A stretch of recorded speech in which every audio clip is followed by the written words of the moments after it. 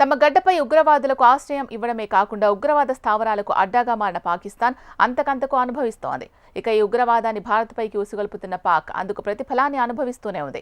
అయినప్పటికీ ఆ దేశానికి బుద్ధి రావడం లేదు. పహల్గామ్ ఉగ్రదాడిలో 26 మంది అమాయకుల ప్రాణాలు పోవడాన్ని తీవ్రంగా పరిగణించిన భారత్ సింధు జలాల ఒప్పందాన్ని రద్దు చేసింది. దీంతో పాకిస్తాన్కు వెళ్లే సింధు నదీ జలాలను నిలిపివేసింది. ఇది పాకిస్తాన్లోని ఖరీఫ్ పంటలపై తీవ్ర ప్రభావం చూపిస్తోంది.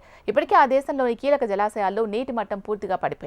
ఇది పాకిస్తాన్ను ఎడారి చేసేలా కనిపిస్తోంది. సింధు పరివాహక ప్రాంతంలో 15% నీటి ప్రవాహం తగ్గడంతో ఇప్పటికే ఈ వేసవిలో పంటలు ఎండి తీవ్ర కష్టాల్లో పడిన పాక్ రైతులకు రాబోయే ఖరీఫ్ సీజన్లో మరిన్ని కష్టాలు తెచ్చిపెట్టే అవకాశాలు ఉన్నాయని నిపుణులు ఇప్పటికే తీవ్ర ఆందోళన వ్యక్తం చేస్తున్నారు. తాజా లెక్కల ప్రకారం పాకిస్తాన్లోని ఖైబర్ పఖ్తుంఖ్వా ప్రావిన్స్లో ఉన్న టార్బెలా ఆనకట్ట వద్ద సింధు నది నీటి మట్టం 1465 మీటర్లకు పడిపోయినట్లు తెలుస్తోంది. ఈ టార్బెలా కనిష్ట స్థాయి నీటి మట్టం 1402 మీటర్లు కాగా ప్రస్తుత నీటి మట్టంతో ఇది ప్రమాదకర స్థాయికి చేరుకుందని సమాచారం. అటు పంజాబ్ ప్రావిన్స్లోనూ నీటి విడుదల గణనీయంగా తగ్గిపోవడంతో తీవ్ర నీటి కటకట ఏర్పడింది.